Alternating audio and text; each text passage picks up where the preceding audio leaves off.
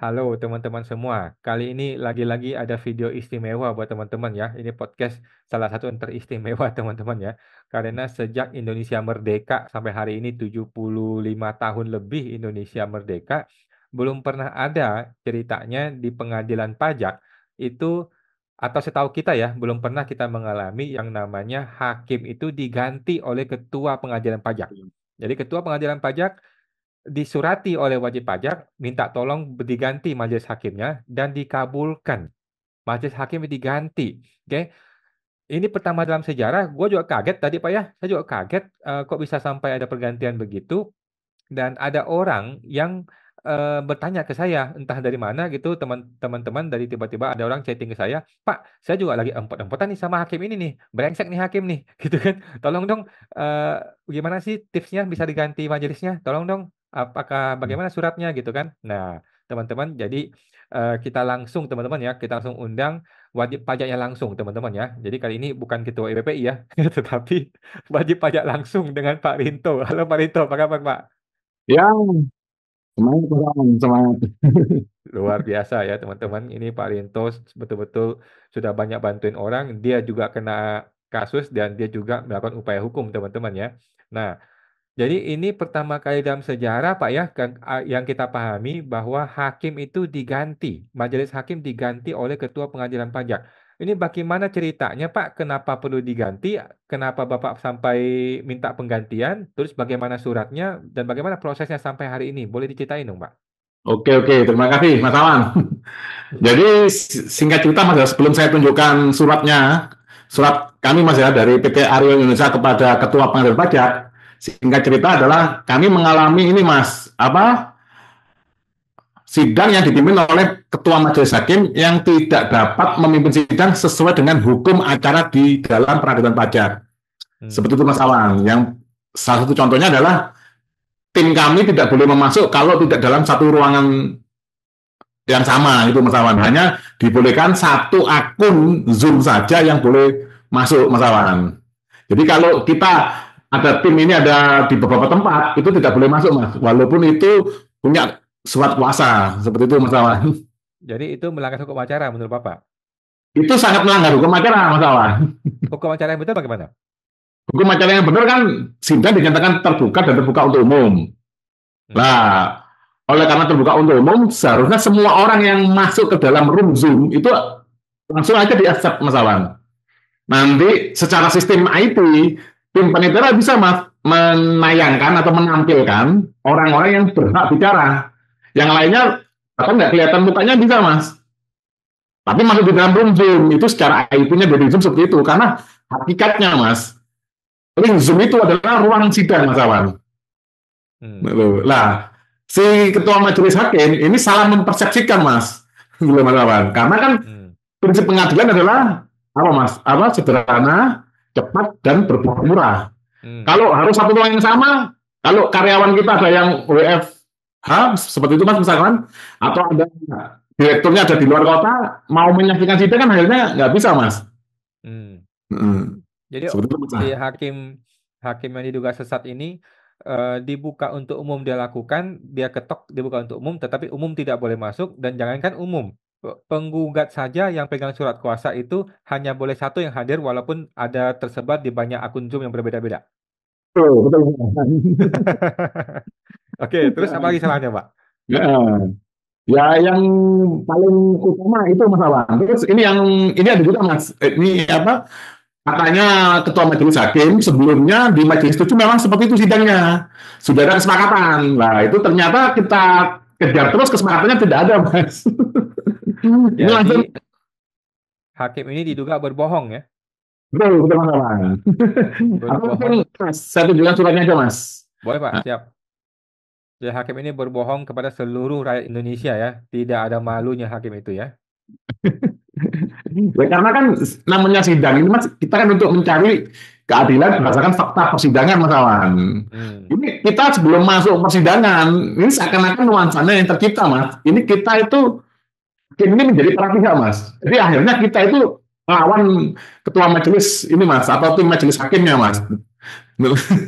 Jadi lawan kita bukan tergugat, tapi lawan kita adalah hakim yang nanti akan buat keputusan ya. Betul, Mas. Mateng, mateng. Terus?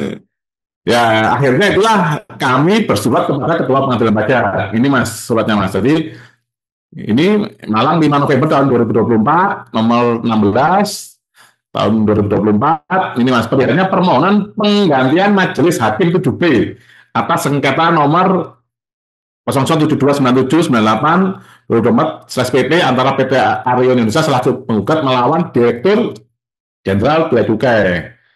Ini kepada Ketua Pengadilan Pajak. Nah, ini Mas. Hmm, Eh, oke.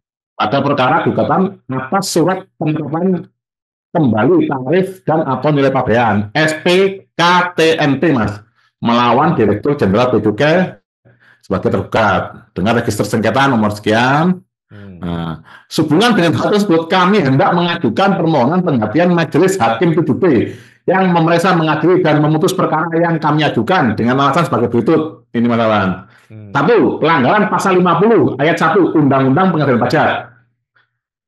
Bahwa sidang berlangsung tidak dibuka dan terbuka untuk umum yang bertentangan dengan ketentuan pasal 50 ayat 1 Undang-Undang nomor 14 tahun 2002 tentang pengadilan pajak. Belum Mas. Bunyinya adalah untuk keperluan pemeriksaan hakim ketua membuka sidang dan menyatakan terbuka untuk umum. Ini ada link. Nah, sebenarnya kalau ini memang kan sudah dinyatakan, Mas. hmm. Cuman kan tidak dilakukan. Hanya dinyatakan verbal, cuman tidak dilakukan secara tindakan. Oke. Hmm. Bahwa pada persidangan tanggal 31 Oktober tahun 2024, Ketua Majelis Hakim PJB telah melakukan pelanggaran, belum Mas. Sebagaimana pasal 50 ayat 1 Undang-Undang Pengadilan Pajak. Terus, nomor dua adalah pembatasan akses sidang. Bahwa pada proses persidangan yang dilakukan secara elektronik melalui aplikasi Zoom, Ketua Majelis 7B menerapkan kebijakan yang tidak transparan dengan membatasi akses ke ruang sidang virtual hanya untuk satu akun saja. Ini yang tadi kita bahas, Mas. Hmm, Bahwa terhadap tindakan Majelis Hakim 7B tersebut telah mengabaikan prinsip keterbukaan dan juga membatasi pihak-pihak yang memiliki kepentingan dalam pelaksanaan pembelaan terhadap upaya hukum yang diajukan dalam perkara ini. hmm, Dengan dibatasinya pihak yang hadir dalam proses persidangan di pengadilan pajak secara elektronik, Majelis 7B telah mengabaikan dan tidak memberikan kesempatan melakukan pembelaan terhadap hak hukum yang dimiliki oleh penggugat. Bahwa terhadap pihak-pihak yang mewakili penggugat dalam proses persidangan tersebut telah dilampirkan surat kuasa yang telah diupload di laman Etexcode dan telah dibaca dan diperiksa dalam persidangan. Namun Majelis Hakim 7B tetap mengajukan hal ini. Jadi kuasa tersebut Mas sebelum sidang itu sudah kita upload semua di lamannya Etexcode Mas. hmm. Cuman orang-orang yang pegang surat kuasa ini tidak diperbolehkan masuk ke dalam link Zoom tersebut, Mas Awan. Oke.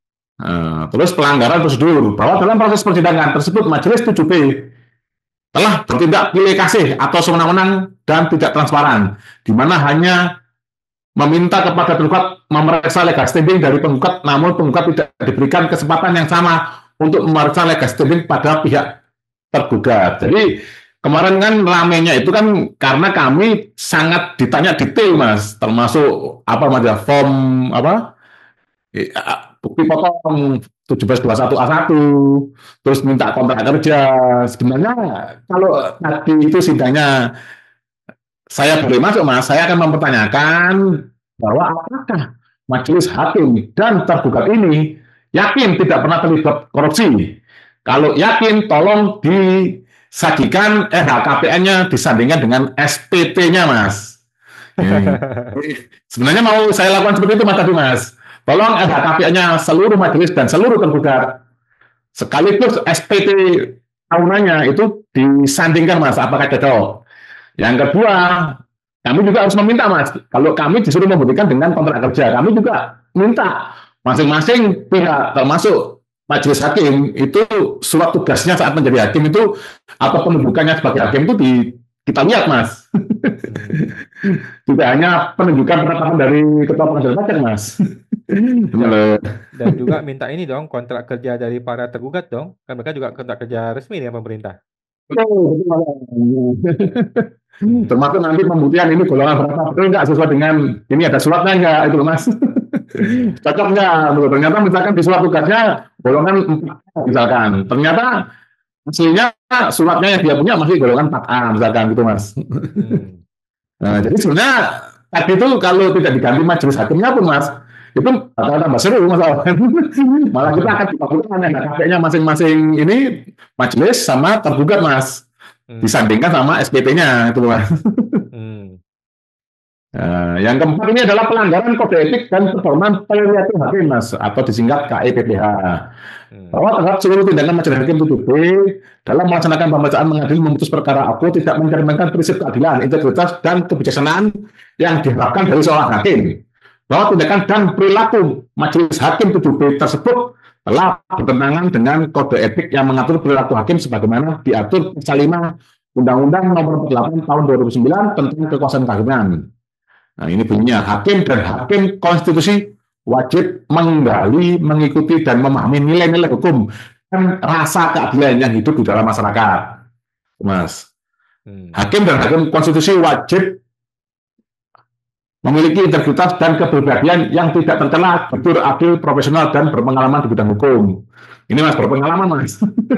Ini sepertinya majelis BPB kurang berpengalaman Mas dalam memimpin persidangan Mas. Hmm. Terus yang ini yang ketiga, hakim-hakim konstitusi wajib menaati kode etik dan pedoman perilaku hakim. Bahwa berdasarkan hal tersebut di atas, perlu kami sampaikan bahwa kami sebagai penggugat merasa tidak mungkin mendapatkan keadilan, Mas, dalam proses persidangan yang dirasakan oleh Majelis 7B Pengadilan Pajak, karena tidak sesuai dengan ketentuan peraturan perundang-undangan dan hukum acara yang mengatur dan kewajiban pihak dalam sengketa di Pengadilan Pajak. Oleh karena itu, kami memohon kepada Ketua Pengadilan Pajak untuk mempertimbangkan dan memberikan penggantian terhadap Majelis Hakim 7B yang memeriksa, mengadili, dan memutus perkara aku. Nah, ini Mas, demikian permohonan ini kami sampaikan, besar harapan kami agar Ketua Pengadilan Pajak dapat menindaklanjuti dengan baik atas perhatian dan kerjasama diberikan. Dapat terima kasih. Ini kami tembuskan kepada Kepala Bawas MA, Ketua Komisi Yudisial, kawan. Nah, ini sebenarnya enak Mas, tinggal email saja Mas kalau untuk meminta pergantian hakim ini Mas Awan. Ini Oke. emailnya cukup ke Kemenq Prime Mas, kemenq.prime@kemenq.go.id. Nah, Oke. nah, seperti ini ya Mas Awan. Nah, ini yang ke Bawas, ini sudah ada informasi.bawas@mahkamah-agung.go.id. Hmm. Nah, ini yang Komisi Yudisial kepada kjri@komisiyudisial.go.id. Hmm. Nah, seperti itu Mas Awan. Sangat simpel Mas, tinggal hanya email saja Mas. Tidak perlu bersurat pos Mas. Jadi email kepada ketua pengadilan itu melalui Prime Kemenq, Pak ya? Betul Mas, kemenq.prime tadi ya. Oke. Terus bagaimana ceritanya? Kok bisa berhasil? Kok bisa disetujui? Nah, itu disetujuinya itu kami tidak tahu Mas. Kami tahunya kan tadi karena saya sendiri sebagai prinsipal tidak bisa memasuki sidang, kami lihat di ini Mas, live-nya Set TV Mas Awan. Loh. Oh, jadi tadi Bapak juga tidak bisa masuk ya ke sidang itu ya? Tidak bisa masuk, tapi gini Mas Awan, tadi ada satu catatan penting bagi kami Mas Awan, itu adalah kebohongan dari tergugat Mas Awan. Hmm. Nah, kebohongan dari tergugat Mas Awan, Apa itu? yaitu slot tadi itu Mas, itu tidak pernah kami upload ke dalam laman e-textcode. Nah, tadi kesaksiannya tergugat saat Mas Awan tadi meminta tolong ditunjukkan, tergugat kan ngomong sudah memiliki karena sudah lihat di laman e-textcode. Padahal itu tidak Mas. Jadi kita belum pernah mengupload surat tersebut, tetapi tergugat mengatakan sudah ada di e-tax code. Luar biasa.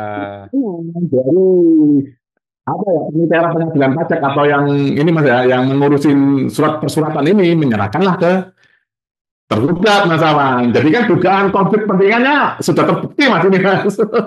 Jadi dugaan ada kong kali kong antara si hakim dengan tergugat. Ini suratnya nih. Lu jangan dipublis ya. Sudah kita baca ya kita. Lu bilang sudah baca gitu ya. Jangan dipublis gitu ya. Ya, betul Mas. Makin kacau ini hakim. Jadi ada kebohongan Mas. Jadi kan kelihatan sekali kong kali kong Mas. Ini nanti terlepas nanti kita kalau ngomong, berarti ini tergugat sudah punya konflik kepentingan nih Mas dengan pengadilan pajak Mas. Bisa-bisa jadi ini Mas Hmm. ada kerjasama antara Dirjen Bea Cukai dengan pengadilan pajak gitu Mas Awan. Mungkin begitu juga dengan Dirjen ini Mas Dirjen Pajak gitu Mas Awan. Wah, ini ketua pengadilan pajak masih disurati nih Pak. Jangan-jangan Dari kebohongan ini dapat dipahami jangan-jangan memang ada kong kali kong dan mungkin beliau ini pantas untuk dimutasi ke atau disuruh jangan jadi hakim deh, jadi panitera aja deh atau jadi apa gitu Pak ya. Betul Mas Awan. Ya kalau nggak jadi staf khususnya Menteri Menteri Sri Mulyani aja lah. Ya. Ya, karena kan kami belum pernah update kemana-mana Mas, itu hanya ke Kemenkipan, betul Mas Awan. Kok bisa bocor ke tergugat ya surat itu ya? Betul Mas Awan. Oke. Oke, luar biasa Pak Rinto dari PT Arion ya. Ini betul-betul sebuah terobosan pertama dalam sejarah, belum pernah terjadi Ketua Pengadilan Pajak mengabulkan permohonan untuk mengganti majelis ini. Saya rasa ini hal yang baik, hal yang positif Pak ya, di mana Ketua Pengadilan Pajak sudah mulai mau merespon, sudah mulai mau melihat Awan. langsung ke bawah ya ke teknis di lapangan. Ternyata ada yang brengsek juga nih anak buah gue nih, gue ganti aja majelisnya gitu kan. Ya, betul Mas Awan. Tetapi bukan cuma ganti ya, kita berharap ada punishment atau ada hukuman kepada oknum-oknum hakim yang nggak beres ya. Iya, iya, seharusnya seperti itu Mas. Nanti kan, ya kalau kami dari PT Arion berhasil ini Mas, memohon kepada Ketua Pengadilan Pajak dan diganti Mas. Nanti kalau wajib pajak yang lain Mas, kalau mendapatkan majelis 7B ini Mas, waduh itu kayak masuk neraka Mas. Makanya tadi ada orang yang chatting saya, ini kena majelis 7B, Oh, lagi pada pusing mereka ini. Jadi mereka juga mungkin mau belajar dari surat ini untuk supaya bisa kirimin surat supaya ganti majelis saja deh. iya, iya, iya, iya, iya, iya, iya. Oke, siap begitu Pak Rinto. Terima kasih Pak, luar biasa dedikasi yang buat masyarakat Indonesia ya. Dan teman-teman juga bisa melihat surat tersebut, juga bisa mencontoh surat tersebut. Dan semoga yang ketemu hakim hakim ini ya bisa bersabar. Kalau nggak bersabar ya bikinin surat seperti ini supaya diganti aja majelisnya. Iya, iya, iya. Oke Mas Aman. Oke, siap. Thank you Pak Rinto. See you Pak. Terima kasih. Sama-sama Mas Aman.